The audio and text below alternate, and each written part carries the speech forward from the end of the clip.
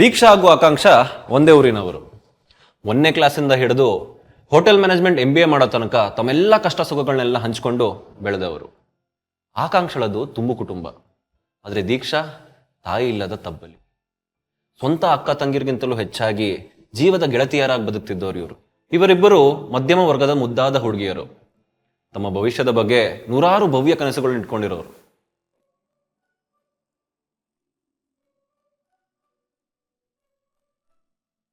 ಹೇ ಅಕ್ಷು, ನಾನು ನಿಂಗೊಂದು ಹೇಳಿದೆ ಗೊತ್ತಾ?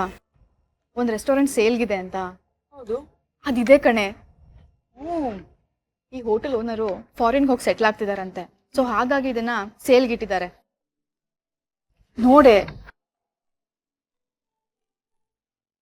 ಎಷ್ಟು ಕಸ್ಟಮರ್ಸ್, ಎಷ್ಟು ವ್ಯಾಪಾರ ಅಂತ. ಹೋಟೆಲ್ ರೇಟ್ ಎಷ್ಟೇ ಜಾಸ್ತಿ ಆದರೂ ಜನ ಇಂಥ ಕಡೆ ಬರೋದು ನಿಲ್ಸಲ್ಲ.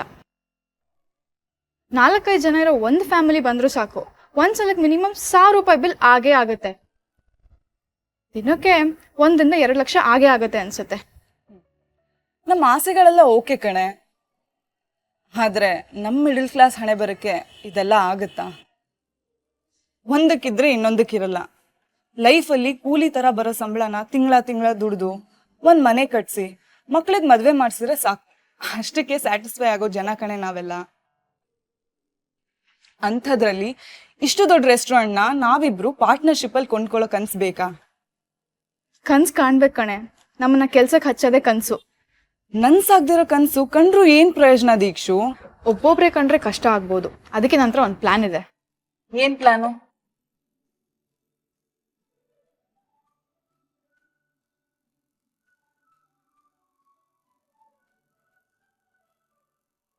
ನೀನ್ ನಿಮ್ಮಪ್ಪನ್ನ, ನಾನ್ ನಮ್ಮಪ್ಪನ್ನ ಶ್ಯೂರಿಟಿ ಕೇಳಿದ್ರೆ ಮುಗೀತು ಅಷ್ಟೇ.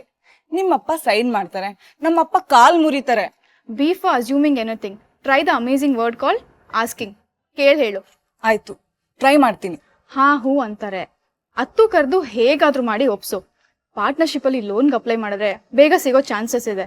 ರೆಸ್ಟೋರೆಂಟ್ ಶುರುವಾಗ್ಬಿಟ್ರೆ ಫುಲ್ ಲೈಫ್ ಚೇಂಜ್ ಆಗುತ್ತೆ, ಮಜವಾಗಿರುತ್ತೆ. ಸರಿ ಕಣೆ.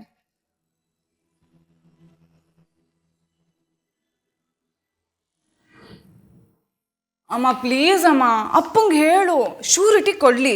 ಈ ಹೋಟೆಲ್ ರೆಸ್ಟೋರೆಂಟ್ ಇದೆಲ್ಲ ಎವರ್ ಗ್ರೀನ್ ಬಿಸ್ನೆಸ್ ಅಮ್ಮ. ನಮ್ ಜನರಿಗೆ ಏನಾಗ್ಲಿಲ್ಲ ಅಂದ್ರೂ ಹಸುವಂತೂ ಆಗೇ ಆಗುತ್ತಲ್ವಾ?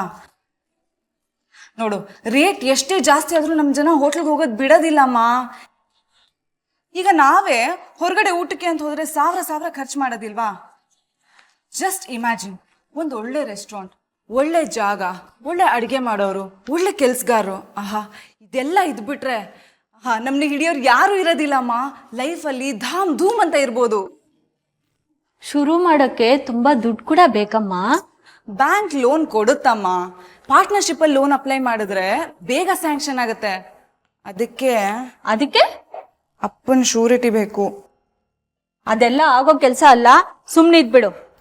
ಲೈಫಲ್ಲಿ ನಾವ್ ಇಂಥದ್ದು ಏನಾದ್ರೂ ಮಾಡ್ಲಿಲ್ಲ ಅಂದ್ರೆ ಸಾಯೋವರೆಗೂ ಮಿಡಲ್ ಕ್ಲಾಸ್ ಅವರಾಗೆ ಸಾಯ್ತೀವಿ. ಯಾಕಮ್ಮ ಸಾಯ್ತೀಯ? ಮದ್ವೆ ಆಗು ಸಾಕು. ಪ್ಲೀಸ್ ಸ್ವಲ್ಪ ಸೀರಿಯಸ್ ಆಗ್ತೀಯಾ? ಇರೋ ಸೇವಿಂಗ್ಸ್ ನಲ್ಲೇ ನಿನ್ ಮದ್ವೆ ಮಾಡ್ತಿದೀವಿ. ನಿಮ್ ಅಣ್ಣನ್ ಓದ್ಗೆ ಅಂತ ತೆಗ್ದಿರೋ ಲೋನೇ ಇನ್ನೂ ತೀರ್ಸಿಲ್ಲ. ನಿನ್ ಶ್ರೀಬುಟ್ಟಿಗೆ ಅಂದ್ರೆ ಏನೇ ತೋರಿಸ್ತೀಯಾ? ಇದ್ರ ಯೋಚನೆ ಎಲ್ಲ ಬಿಟ್ಬಿಡು. ಅಮ್ಮ, ಬ್ರೋಕರ್ ಕಾಲ್ ಮಾಡಿದ್ದ. ಅವನೆಲ್ಲ ಹೇಳಿದಾನಂತೆ ನಮ್ಮ ಮನೆ ಬಗ್ಗೆ. ಆದಷ್ಟು ಬೇಗ ಇವಳನ್ನ ನೋಡಕ್ ಬರ್ತೀಯನಂತೆ. ಪಾಪ ಹುಡುಗ. ಅಣ್ಣ ಸುಮ್ಮನೆ ಇದ್ಬಿಡು. ನೋಡ್ ನೀನೀಗ ಏನಾಯ್ತೆ?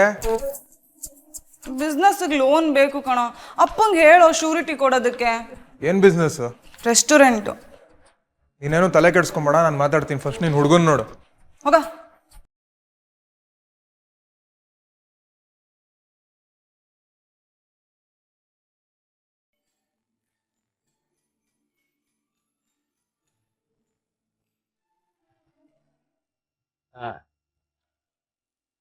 ತಗೋ ಮಗಳೇ. Thank you so much daddy. ಮದುವೆಗೆ ಅಂತ ಏನು ಉಳಿಸಿಲ್ಲಮ್ಮ. ನೀನೇ ಯಾರನ್ನಾದ್ರೂ ಲವ್ ಮಾಡ್ಬಿಡು. ನನ್ನ ರಾಣಿ ತರ ನೋಡ್ಕೊಳ್ಳೋ ಮಹಾರಾಜನ್ನ ನೀವೇ ಹುಡುಕ್ಬೇಕು. ನೀವ್ ಹುಡುಕಿಲ್ಲ ಅಂದ್ರೆ ನಾನ್ ಸುಮ್ನೆ ಇದ್ಬಿಡ್ತೀನಿ. ಏನ್ ನೋಡ್ಬೇಕು ಅನ್ನೋ ಆಸೆ ಇದ್ರೆ ಬೇಗ ಹುಡುಕಿ. ಮಹಾರಾಜನಂತ ಗಂಡ ಈ ಕಾಲದಲ್ಲಿ ಎಲ್ಲಮ್ಮ ಹುಡುಕೋದು? ಅದ್ ನಿಮ್ಮ ಹಣೆ ಬರಹ. ನನ್ನ ಹಣೆ ಬರಹ ಅಲ್ಲ, ನಿನ್ನ ಗಂಡ ಆಗೋ ಹಣೆ ಬರಹ. ನಿನ್ನನ್ನು ಅವನು ಕಟ್ಟಿ ಒಂದ್ ಸ್ವಲ್ಪ ಹೊತ್ತು ಟಾಟಾ ಬಾಯ್ ಅಂತ ಹೇಳ್ತೀನಿ ಅಷ್ಟೇ. ಪಾಪ ಆಮೇಲೆ ಅವನು ನನ್ನನ್ನು ಎಷ್ಟು ಬೈಕೋತಾನೋ ಏನೋ. ಡ್ಯಾಡಿ ತಮಾಷೆ ಮಾಡಿದೆ ಕಣಮ್ಮ. So sweet.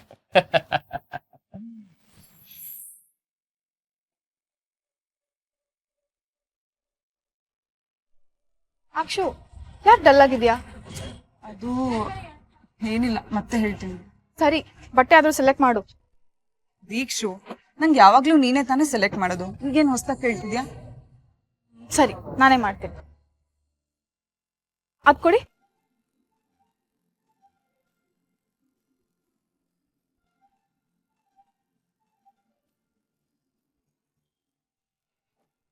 ಅದ್ ಕೊಡಿ, 4ನೇದು ಮೇಲೆ ಮೇಲೆ. ಹಾ,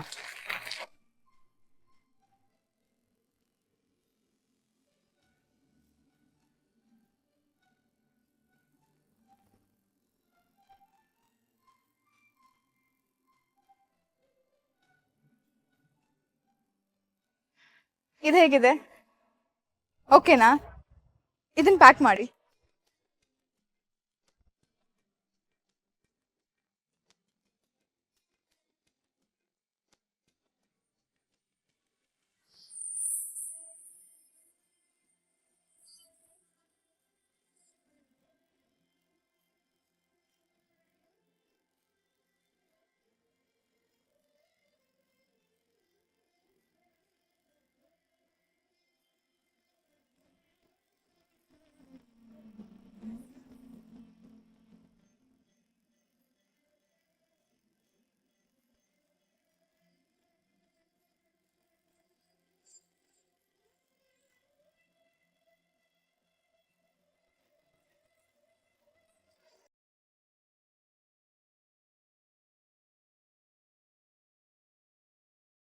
ದೀಕ್ಷು, ಹೇಳೆ.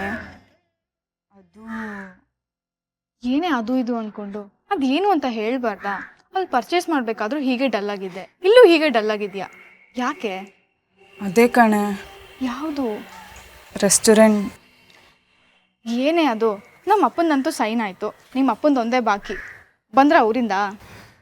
ಸಾರಿ ಕಣೆ, ಅಪ್ಪ ಆಗಲ್ಲ ಅಂತ ಅಂದ್ಬಿಟ್ರು. ನಾನು ಅಣ್ಣ ತುಂಬ ಟ್ರೈ ಮಾಡಿದ್ವಿ. ಅಣ್ಣನ ಓದಿಗೆ ಅಂತ ತೊಗೊಂಡಿದ್ದ ಲೋನೇ ಇನ್ನೂ ತೀರಿಸಿಲ್ಲ. ನನ್ನ ಮದುವೆಗಂತೂ ಸಿಕ್ಕಾಪಟ್ಟೆ ಖರ್ಚಿದೆ. ಅಪ್ಪ ಆಗೋದೇ ಇಲ್ಲ ಅಂತ ಹೇಳೇ ಬಿಟ್ರು. ನಾನು ತುಂಬ ಹೊತ್ತು ಸುಮ್ಮನೆ ಇದ್ದು ನೋಡಿದೆ. ಅಮ್ಮ ಸಮಾಧಾನ ಮಾಡೋಕ್ಕೆ ಬಂದರೂ ನಾನು ಸಿಟ್ಟಾಗೇ ಇದ್ದೆ. ಆದರೆ ಯೋಚನೆ ಮಾಡ್ತಾ ಮಾಡ್ತಾ ಗೊತ್ತಾಯ್ತು ಅಪ್ಪಂಗೆ ಎಷ್ಟು ಕಷ್ಟ ಇದೆ ಅಂತ. I am very sorry. Congrats. ಅದೆಲ್ಲ ಬಿಡು, ಇನ್ನ ಹುಡುಗನ್ನೇ ನೋಡಿಲ್ಲ, ಆಗ್ಲೇ ಮದ್ವೆ ತರ ನಡೀತಾ ಇದೆಯಾ? ಅದಾಗಲ್ಲ ಕಣೆ, ಇವತ್ತು ಸಂಜೆ ಬರ್ತಿದ್ದಾರೆ ನೋಡೋದಕ್ಕೆ. ಹೌದಾ? ಆಲ್ ದಿ ಬೆಸ್ಟ್ ಕಣೆ. Thank you. ಹೊರಡೋಣ.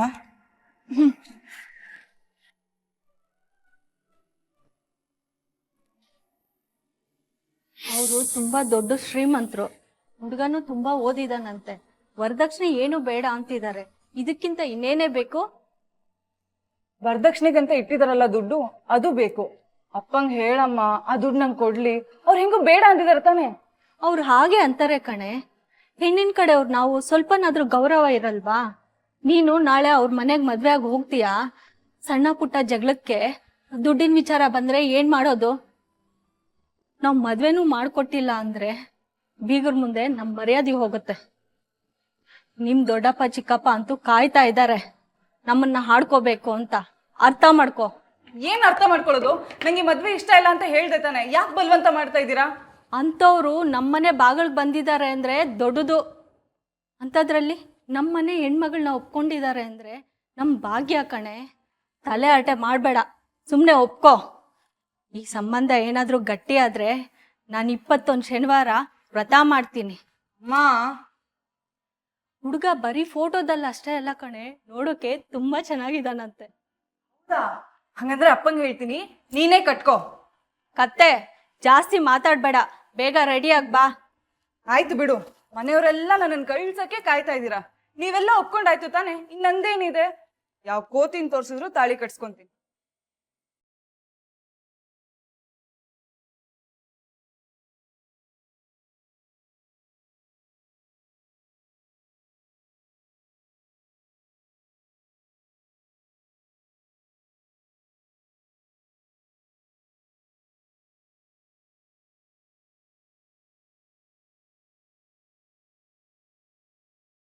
ನಿನ್ ಹೆಸರೇನಮ್ಮ?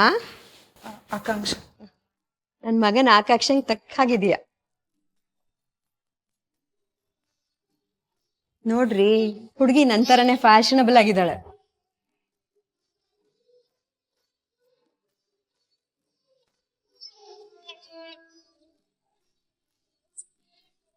ನನ್ನ ಮಗಳು ಹೋಟೆಲ್ ಮ್ಯಾನೇಜ್ಮೆಂಟ್ನಲ್ಲಿ MBA ಮಾಡಿದ್ದಾಳೆ.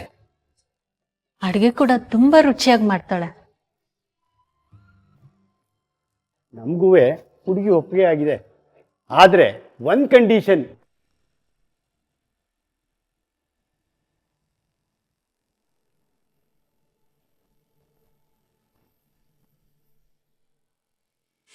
ಅಂಥದ್ದೇನಿಲ್ಲ, ಮದುವೆನ ಮುಂದಿನ ತಿಂಗಳೇ ಮಾಡಿಕೊಡಿ ಅಂತ. ಯಾಕೆ ಅಂದರೆ ನಾವಿಬ್ಬರು US ಹೊರಟಿದ್ದೀವಿ. ಅಲ್ಲಿ ನಮ್ಮ ಅಣ್ಣ ಇದ್ದಾರೆ. ಅವ್ರ ಜೊತೆ 3-4 ತಿಂಗಳು ಇದ್ದು ಬರೋಣ ಅಂತ, ಹಾಗೆ ಸುತ್ತಮುತ್ತ ಎಲ್ಲ ನೋಡ್ಕೊಂಡು ಬರೋಣ ಅಂತ. ಅಲ್ದಲ್ಲೇ ಮದುವೆ ಆದ ಹೊಸ ದಂಪತಿಗಳ ಮಧ್ಯೆ ನಾವು ಮುದುಕರು ಏನು ಮಾಡೋಣ ಅಂತ. ವೀಸಾ ಬೇಗ ಅದೃಷ್ಟದಿಂದ ಸಿಕ್ಕಿದೆ. ಅಲ್ದಲ್ಲಿ ಈಗ ವೀಸಾ ಸಿಗೋದು ಎಷ್ಟು ಕಷ್ಟ ಅಂತ ನಿಮ್ಗೆ ಗೊತ್ತೇ ಇದೆಯಲ್ಲ. ಅಷ್ಟು ಬೇಗನಾ? ಸ್ವಲ್ಪ ಕಷ್ಟ ಆಗುತ್ತೆ. ಯಾಕೆಂದರೆ ನೆಂಟರಿಷ್ಟರು, ಸ್ನೇಹಿತರು ಎಲ್ಲ ಜಾಸ್ತಿ ಜನ ಇದ್ದಾರೆ, ಅವ್ರನ್ನೆಲ್ಲ ಕರಿಬೇಕು. ಅದು ಅಲ್ಲದೆ ಅರ್ಜೆಂಟ್ನಲ್ಲಿ ಸೌಲಭ್ಯಗಳಿಲ್ಲದೆ ಮದುವೆ ಮಾಡಿಕೊಟ್ರೆ ನಿಮ್ಮ ಗೌರವಕ್ಕೆ. ಅದ್ರ ಬಗ್ಗೆ ಏನು ಯೋಚನೆ ಮಾಡ್ಬಿಡಿ, ನಾವು ಇದೀವಲ್ಲ ನಿಮ್ಮ ಜೊತೆಗೆ. ಈ ಹೆಣ್ಣು ನೋಡೋದು ಬರೀ ಶಾಸ್ತ್ರಕ್ಕಷ್ಟೇ. ನಿಮ್ಮ ಮಗಳ ಫೋಟೋ ನೋಡಿದಾಗಲೇ ನಮಗೆಲ್ಲ ತುಂಬಾ ಇಷ್ಟ ಆಗ್ಬಿಟ್ಟಿದ್ದಾಳೆ. ಅದಕ್ಕೆ ನಾವು ಡೇಟ್ ನೋಡಿಕೊಂಡು ದಿನಾಂಕ ನಿಶ್ಚಯ ಮಾಡೋಣ ಅಂತಾನೆ ಬಂದಿದ್ದೀವಿ. ಸರಿ, ನೀವೆಲ್ಲ ಒಪ್ಪಿದ ಮೇಲೆ ಹಾಗೆ ಆಗಲಿ.